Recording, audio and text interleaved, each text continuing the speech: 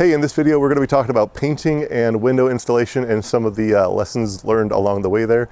This is video 7 of my shed series. If you want to see the others, there's a link to a playlist in the video description with all of them there.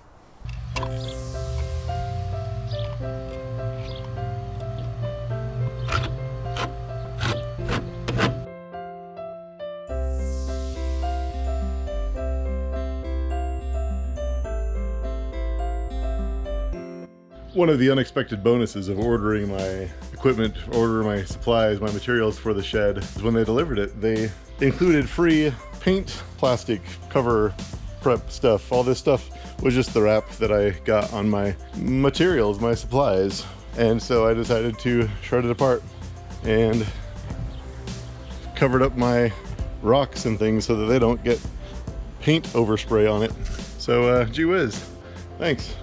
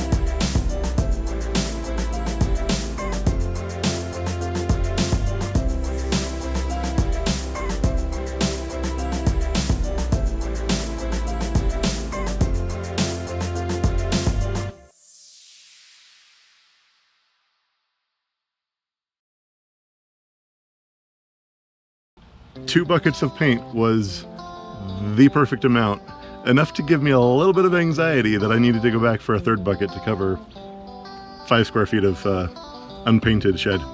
It worked. I'm glad that it did. I tried to talk myself out of doing a second coat of paint, thinking one coat ought to do it. This is a good quality paint, right? Yeah, no, we're going to do a second coat of paint because I want to be able to not worry about if I should have done a second coat of paint or not. The grooves in the paneling, some of those with the sprayer didn't get all the way in there, and I tried to back roll all of it, but particularly on the back there's a few spots where the paint didn't quite get all the way there. I was running out of paint along the back, and so I need to do a second coat of paint. So the first coat of paint took 2 paint cans. I got 2 more paint cans. I've got plenty to be able to do another coat of paint. So this will help me be able to sleep better at night, knowing that I actually did my full second coat of paint. Painting the shed is best. Why do you like painting the shed? Because it's just fun.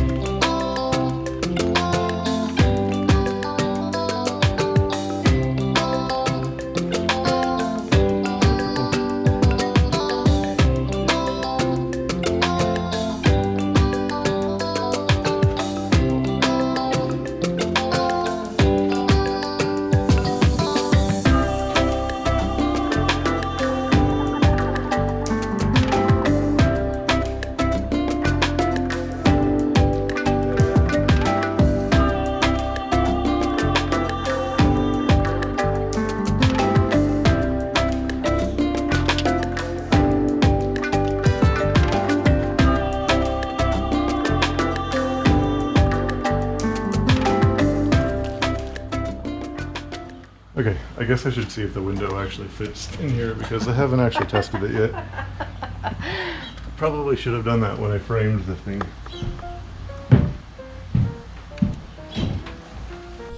This was one of the oopses of my initial shed build. As you'll see here in a bit, I didn't give myself enough space to fit the window in. I just kind of gave myself a little bit of extra margin, I thought, and it turns out it wasn't enough space, particularly with a twisted board at the bottom. So I had to undo some stuff here and go back and fix it.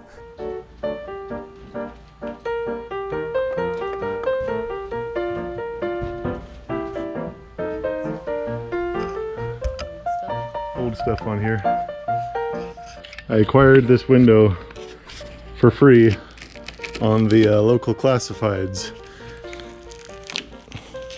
Somebody was remodeling their basement.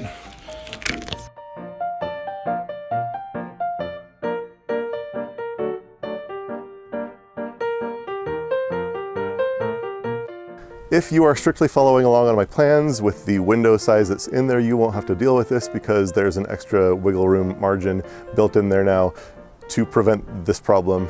If you are building your own framing for your own window size, you might want to stick around here to see some of the lessons learned and some of my blunders along the way so that you can prevent those in your build.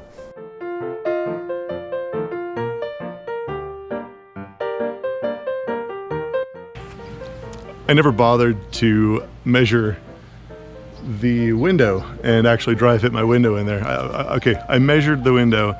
I framed for those measurements of the window. I never actually bothered to try to dry fit the window in there when I got the framing done.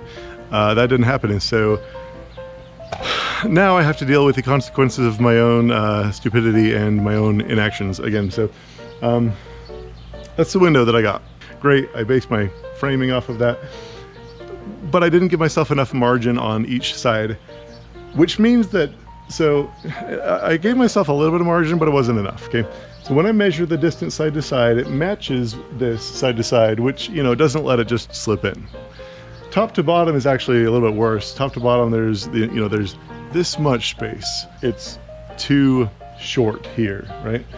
Part of that is because right here, underneath that plate right there and the stud below it, there ended up being a little bit of a gap that I didn't notice.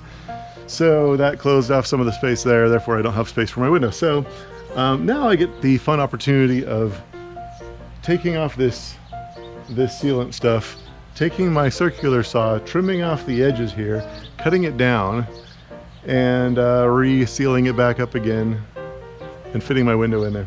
If I were to do this again, you don't actually have to have your window super snug against the edges because it's going to get sealed up with the caulking anyway, so let it just slide in there. If I were to do this again, you know, I might have an extra 1/2 to 3/4 of an inch space total, which would be divided by the two sides there, top and bottom. I didn't do that this time. But I now do have it built into the plans for some extra space, some extra wiggle room there.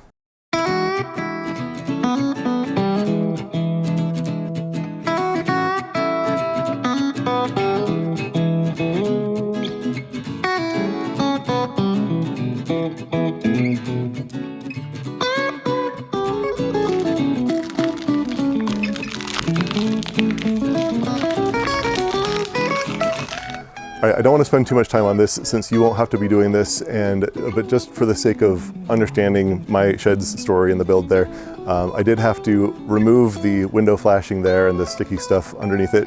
Don't recommend that, not fun. And then cut out some more of the sill there and the edge to be able to fit my window in there and have some wiggle room to fit it in. Whoever manufactured this stuff did not plan on it coming off easily, which I'm grateful for.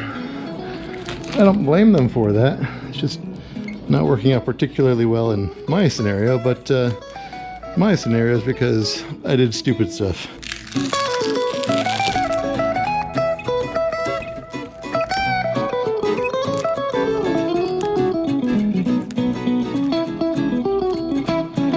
Apparently this piece of wood here is twisted. I don't remember it being this twisted when I installed it. So there's this gap on the front here.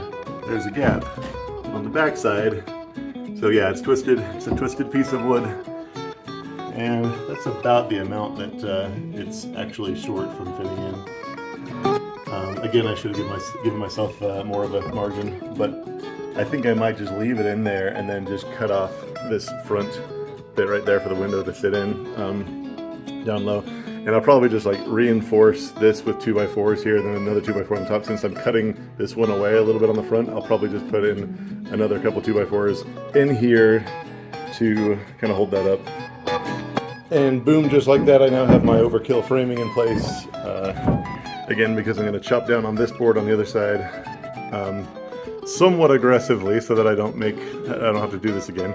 Chop down on this board, so then I needed another board there to support. And then to support this board underneath there on all of them, I put these boards. So now it's, you know, triple stud overkill framing. Oh well.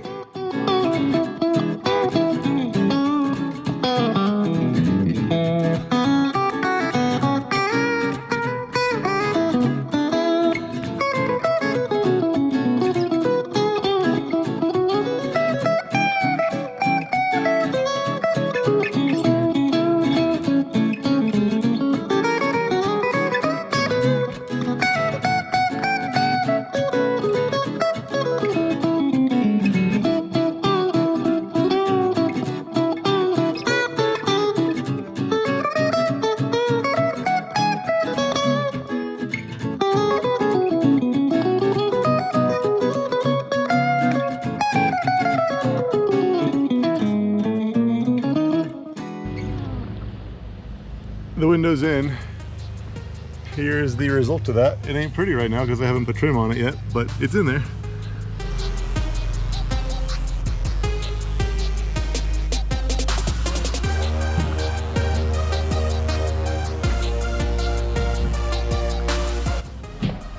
I'm going off the script here of shed building, and I'm painting the floor.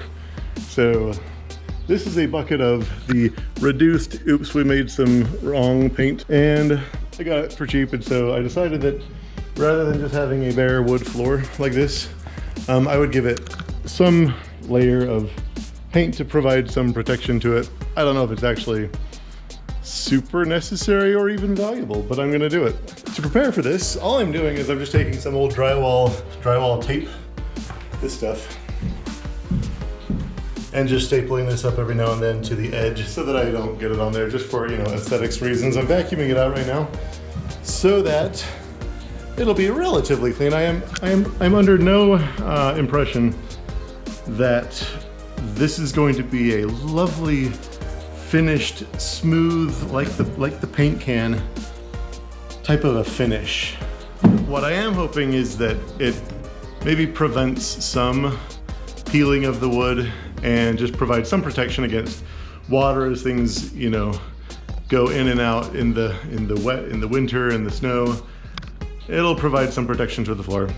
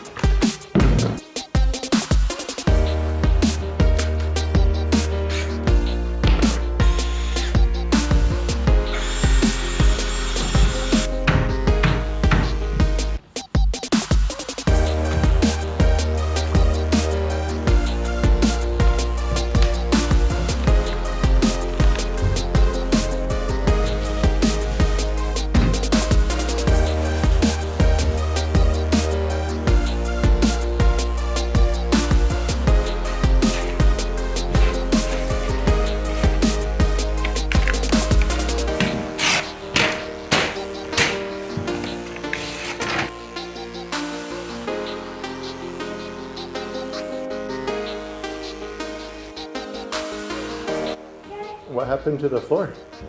It got black. It got black? How did it get black? Because it was blue. It was blue and now it's black? No, yeah. Okay. That's it for this video. Don't make the same mistakes that I did, and we'll see you in the next video. Thanks.